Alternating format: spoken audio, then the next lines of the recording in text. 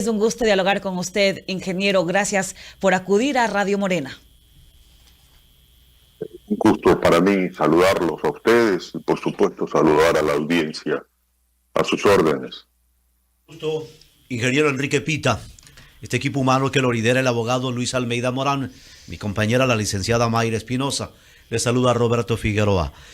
Podemos empezar haciendo una retrospectiva para beneficio de los ciudadanos ecuatorianos que escuchan la radio ante la convocatoria de anoche, el llamado hecho a través de la televisión, a través de la radio, a nivel nacional e internacional. Primero, por atender, ingeniero Enrique Pita, como vicepresidente del Consejo Nacional Electoral. Atención, oyentes en todas partes, con la convocatoria a estas elecciones o a este proceso de consulta y referéndum para el 21 de abril. ¿Por dónde empezamos ilustrando a los oyentes, ingeniero Enrique Pita?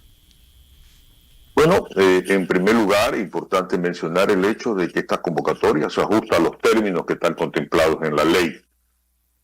Es obligación del Consejo Nacional Electoral de que hasta 15 días después de haber sido notificado por la Corte Constitucional, obviamente por el Gobierno Nacional, respecto a las aprobaciones de las preguntas materia de una consulta popular, estamos, es nuestra obligación hacer la convocatoria pertinente y llevar adelante el proceso en 60 días. Es lo que se ha hecho. Dentro de este plazo de 15 días, que entiendo se estaban a punto de vencerse, y ya hemos hecho la convocatoria. De aquí para adelante vienen actividades ya relacionadas con el desarrollo del mismo, no solamente por parte del Consejo Nacional Electoral, sino también, obviamente, por las organizaciones políticas y las organizaciones sociales que quieren participar en este evento, ya sea respaldándolo o ya sea cuestionándolo o oponiéndoselo, pero para todo está establecido en el calendario que nosotros ya tenemos aprobado. A ese calendario, desde hoy hasta el 4 de marzo, las organizaciones políticas de la sociedad civil podrán inscribirse en el registro CNE, Consejo Nacional Electoral, quienes promoverán. ¿Y cómo lo van a hacer? Entre lo que es sí o no, ingeniero Enrique Pita. Es correcto. Hay que entender que son organizaciones sociales y organizaciones políticas que están debidamente registradas, en el caso de organizaciones políticas de carácter nacional, en el Consejo Nacional Electoral. Y en el caso de organizaciones This sound sociales, is processed by Stereo Tool. Go to stereotool.com. De cualquier tipo, pero que estén debidamente registradas en las instancias legales pertinentes. Ellos se proceden a inscribir cumpliendo pues con la presentación de los documentos y asumiendo las responsabilidades que corresponden, y nosotros es nuestra obligación. Tienen que inscribirse ya sea para respaldar el sí o para respaldar el no. Hasta el 4 de marzo, y en el orden del proselitismo, proyección, promoción, en este calendario de cuándo a cuándo y qué está vedado a partir de la convocatoria, y hablo también a nombre de medios, tanto impresos, medios, tanto radiales, televisivos, ¿qué empieza en el orden de veda a partir de la convocatoria de anoche, ingeniero Enrique Pita? Bueno, la campaña electoral arranca desde el 7 de abril hasta el 18 de abril. Entiéndase que ya es campaña propiamente dicha, porque entre el 28 de febrero y el 4 de marzo se produce esta actividad que hemos comentado, que es la inscripción. Pero ya la campaña propiamente ahorita. Ahora, ¿cuál es la responsabilidad de los medios? Simplemente abstenerse de hacer ningún tipo de publicidad que no esté respaldada, obviamente, por una organización de las que están inscritas para efecto de esta campaña. Obviamente también va a existir un fondo de promoción electoral, que es el recurso que asigna el Estado ecuatoriano y lo distribuye en todas las personas, en todas las organizaciones que se inscriben para esta campaña, y que asciende a la cantidad de $409,000 y algo más, 409.600 y algo más de dólares. Esto se va a repartir en 50% para los que están respaldando el sí y 50% para los que respaldan el no. Esto es el fondo que se genera a favor de las publicidades en medios, entiéndase, prensa, radio, televisión y vaya, para efecto de hacer esta campaña. No obstante aquello, también hay recursos que pueden ser comprometidos por las organizaciones, precisamente también para llevar adelante su campaña. La ley es clara, no se puede difundir campañas que sean inducentes, conducentes a este tipo de situaciones. ¿Y hay alguna cosa más que señala, que estipula y que deba de decírselo a la sociedad en su conjunto, articulados de ley que deben de observarse para este tipo de procesos? Ingeniero Enrique Pita, es necesario siempre la retroalimentación, una información efectiva, una comunicación efectiva, para no incurrir en este tipo de situaciones que prohíbe la propia norma. Bueno, importante destacar que a lo que estamos haciendo referencia es a la publicidad en medios. No obstante aquello, hay recursos que pueden ser dedicados a las actividades de carácter pública, respaldando pues, sus posiciones en relación a la consulta popular. Y está establecido como un límite del gasto electoral que cada una de las organizaciones tiene derecho a realizar. Y en este caso el monto es de $5.461.000, entendiéndose que el 50% es la capacidad de gasto que tienen las organizaciones que respaldan el sí, y el 50% de la capacidad de gasto que respaldan el no. De ahí para adelante, la ley es clara en relación a que los funcionarios públicos no pueden hacer ningún tipo de campaña, ni utilizar los recursos públicos para este tipo de campaña. Esta es una elección, pero trata de una consulta popular porque estamos consultando sobre 11 temas a la ciudadanía, pero al final del día es una elección. Son las 7 de la mañana con 12 minutos. Ingeniero Enrique Pita, hablemos del padrón electoral. El padrón está listo ya, se lo va recién a recortar, se hacen cortes. Entendemos que ya no se puede hacer cambio de domicilio, ¿o sí? La pregunta para la audiencia de Radio Morena, que a lo mejor quiere hacer cambio de domicilio, pero ¿alcanza o no alcanza para la elección del 21 de abril, ingeniero Enrique Pita? No, ya no. Nosotros cerramos el padrón, lo actualizamos hacia el mes de diciembre de este año que terminó, precisamente porque el último padrón que se llevó con la consulta popular anterior no pudo ser actualizado y dejó fuera a muchos ecuatorianos, especialmente a los menores que cumplen la edad ya mínima de poder votar. De tal manera que en este momento hicimos un corte del padrón hacia el mes de diciembre, si es que no me equivoco, y se pudieron incluir cerca de 200.000 ecuatorianos más. No se pueden hacer cambios. This sound is processed by StereoTool. Go to stereotool.com. Vigencia en todas las delegaciones provinciales, pero esto es para efectos de las elecciones del 2025. Allá, muy buena aclaración, ingeniero Enrique Pita, ¿no? El tema cambio de domicilio operaría para las elecciones ordinarias del 2025. No pueden ni dejen de aprovechar, porque siempre se pregunta, ¿habrá o no? La vez pasada, por ser un periodo extraordinario de elecciones, no hubo espacio en el calendario para cambio de domicilio. No confundamos, amables oyentes, o no se confundan.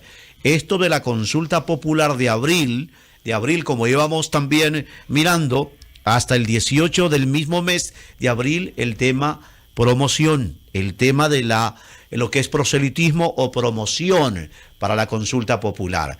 Y fundamentalmente me preocupa algo, y debo preguntárselo, ingeniero Enrique Pita. Sabemos de la situación económica del país.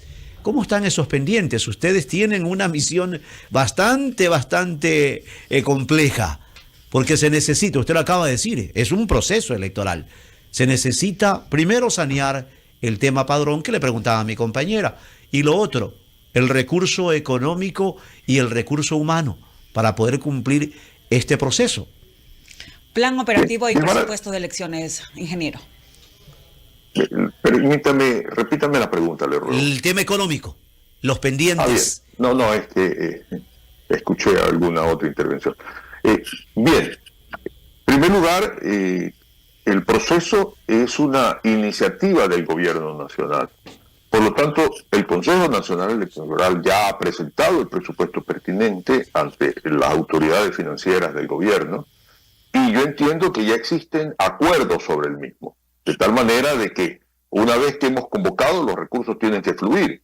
Nosotros estamos organizando un proyecto, un proceso, construyendo un proceso por iniciativa del gobierno. Por lo tanto, se quieren los recursos para contratar el personal, se quieren los recursos para, obviamente esto no es inmediato, para todo el trabajo de impresión de papeletas, el recurso para efectos de conseguir los apoyos pertinentes, Policía Civil, Ejército Nacional, en las diferentes actividades que ellos participan en nuestros procesos electorales, y todas estas actividades relacionadas para llegar nosotros al día de el 21 de abril a punto.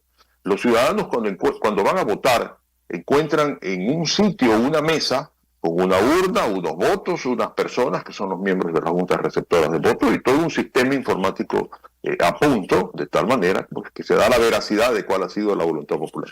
Todo eso son recursos y obviamente el Estado ecuatoriano tiene que proveerlo. Y yo entiendo que ya existen los acuerdos pertinentes.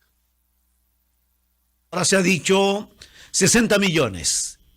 Está en lo cierto, está en el presupuesto de ustedes y esos 60 millones se reparten. El ciudadano siempre pregunta, ¿no? Y hay quienes a través de espacios de opinión e incluso hasta logran alojar en la ciudadanía algunas situaciones de falsa estimación, por decirlo menos, ingeniero Enrique Pita. Por eso nuestra preocupación de ahondar en estos temas. Mire, parte de cierta gestión de sectores interesados en desprestigiar los procesos electorales y también, por qué no, desprestigiar al mismo Consejo Nacional Electoral. Yo he afirmado que hay sectores muy reducidos que cuestionan sin comprobación, más allá de emitir opiniones muy sueltas, sin respaldo de ninguna clase de respaldo técnico o respaldo de alguna prueba, que tenga una determinación o una significación efectiva respecto a que el proceso no ha sido llevado en una forma limpia. Obviamente, siempre hay situaciones que se presentan, como por ejemplo la gestión de los miembros de las juntas receptoras de voto.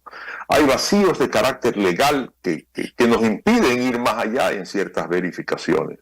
Pero muchos de los que cuestionan la gestión del Consejo Nacional Electoral han tenido la oportunidad de plantear las reformas al Código de la Democracia para efecto de ir, de alguna manera, mejorando este entorno legal en el cual se llevan adelante los procesos, y no lo han hecho.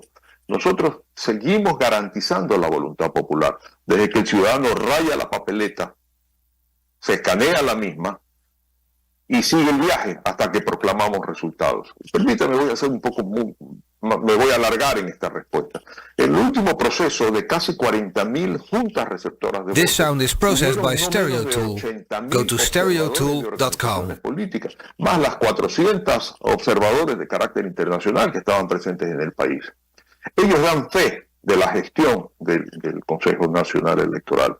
Y no recuerdo, insisto en esa expresión, no recuerdo que una organización política que tiene derecho a tomar un acta, copia del acta en una junta receptora de votos para plantear un reclamo, si es que los datos que están ingresados al sistema no son los que ellos constataron cuando se produjo el escrutinio, no recuerdo que se haya dado tal situación, lo cual implica que las organizaciones políticas validan el proceso.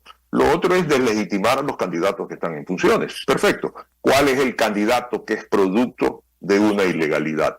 Mucho me temo que entran mucho los afectos y desafectos y se confunde al Consejo Nacional Electoral como Tipti o Uber, que tenemos que entregar resultados a domicilio, resultados a satisfacción de la gente, y cuando la gente, esas personas, no reciben ese resultado a satisfacción, se quejan del que lleva el mensaje. El mensaje es el ciudadano que decidió quién es la persona que lo va a representar. 7:19 a.m. Ingeniero Enrique Pita, ¿cómo garantizará el Consejo Nacional Electoral para que los ecuatorianos tengan el conocimiento que corresponde, para que quizá la sensatez, la capacidad de discernimiento y la decisión en estas 11 preguntas que no son fáciles de entender, pero que tienen anexos también? Y ayer en la convocatoria no encontramos los anexos. Muchos medios de comunicación, salvando a algunos, ¿no? No ponen los anexos. ¿Cómo hacer para que el ecuatoriano tenga la herramienta necesaria para acudir a las urnas?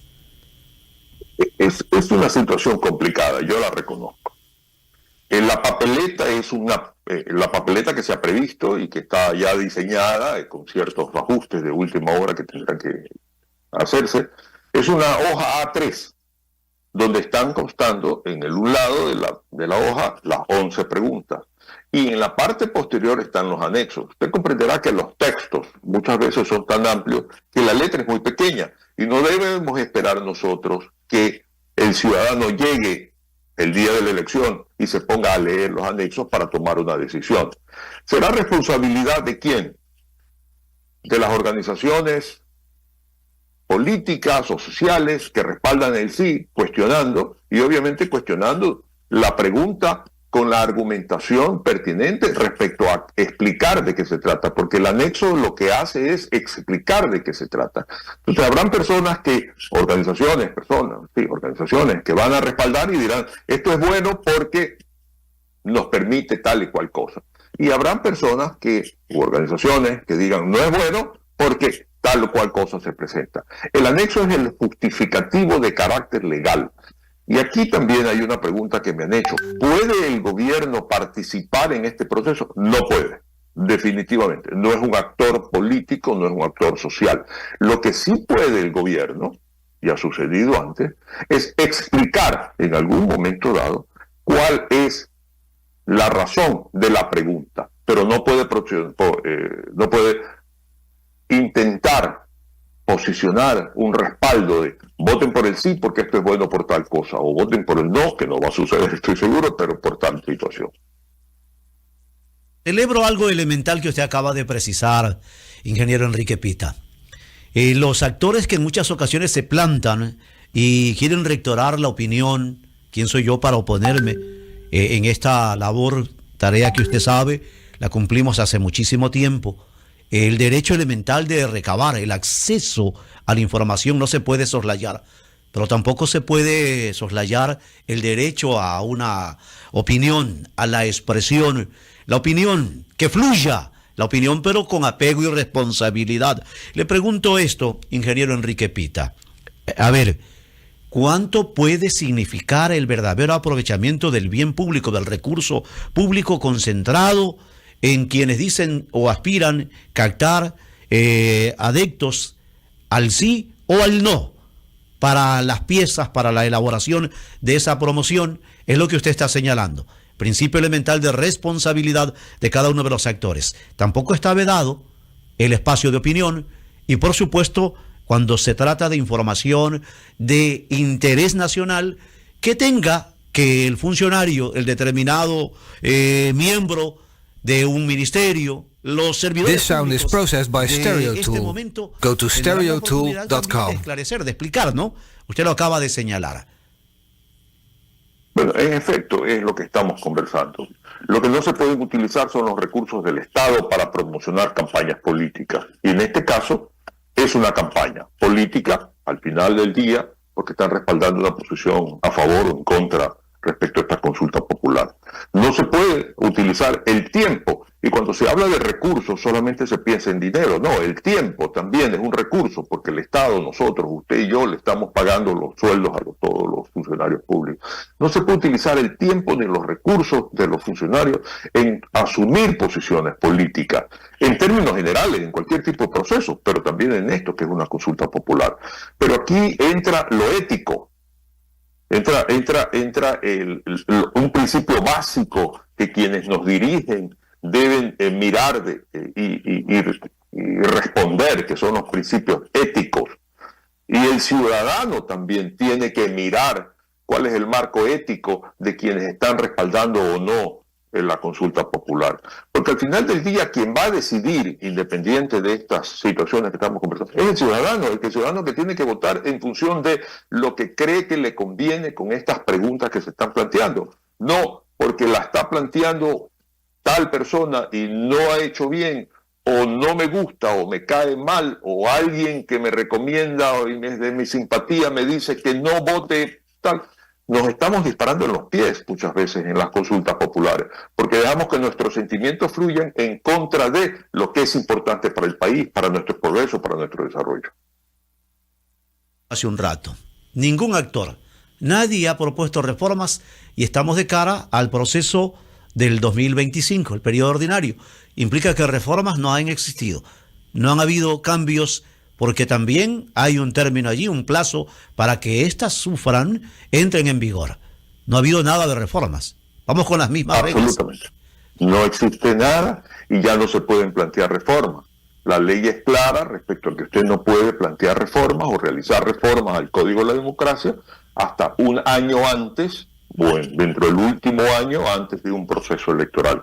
Mucho se habla de la gestión del Consejo Nacional Electoral y nosotros decimos ese es el marco legal que nos permite trabajar en esa forma. Sin embargo, no ha existido ni por la Asamblea Nacional, ni por parte de las dirigencias políticas, ni tampoco por parte de mucha gente que cuestiona la gestión del Consejo Nacional Electoral, de plantear reformas que pudieran haber sido para mejorar el entorno, el ambiente y la gestión con la que se llevan adelante procesos electorales. Eso es malo. Eso es malo porque mantenemos nosotros un código de la democracia que tiene unos vacíos legales importantes. Y aquí permítanme decir, lamentablemente el código de la democracia tiene vacíos legales, pero nuestros políticos también tienen vacíos éticos. 7 de la mañana con 26 minutos. Ingeniero Enrique Pita, vicepresidente del Consejo Nacional Electoral. ¿Algún otro elemento que usted crea conveniente que nos falte por decir para que la audiencia conozca respecto del proceso electoral que ya ha sido convocado la noche de ayer por parte de ustedes, del Consejo Nacional Electoral, elecciones de referéndum y consulta popular 2024 del 21 de abril? Solamente invitar a los ciudadanos a informarse, y esto es muy importante. No se trata de simplemente dejarse llevar por los sentimientos de afecto o desafecto respecto a quien propone una consulta popular. En cualquier consulta hay planteamientos muy importantes que pueden ayudar a desarrollar el progreso, la seguridad de nuestro país. Pero es muy importante que el ciudadano se prepare y entienda que el momento de rayar un voto está entregando una responsabilidad, está pronunciándose por respaldar algo, de tal manera de que ese pronunciamiento va en su propio beneficio, en beneficio de su familia, y muchas veces dejamos de pensar en nuestros hijos, en nuestros descendientes. No solamente debemos pensar en lo que nos conviene ahora, porque capaz que las circunstancias en este momento puedan ser tan adversas que las ventajas de lo que se puede implementar no es de beneficio inmediato, sino que trabajemos por un país más próspero, más seguro, donde la capacidad de generar empleo y desarrollo esté más presente. Ingeniero Enrique Pita, no lo queremos martirizar más. Le iba a pedir This sound is processed by Stereo Tool. Go to stereotool.com. Pude ver, accedí a parte de la resolución, no la he visto toda, pero se habla allí de un caso en particular en Manabí, en Jipijapa, que no se activaron los controles. Usted hablaba hace un rato de la falta de algunas carencias en la norma, precisamente en el tiempo de la postulación. Ha habido un incumplimiento de esa ley que devino de una consulta popular, precisamente la del 2017. Ayer hubo audiencia, estaba observando y mirando algunas cosas en esa resolución. La función electoral tiene cosas a veces que no le alcanza, tanto el consejo como también el contencioso, ¿no?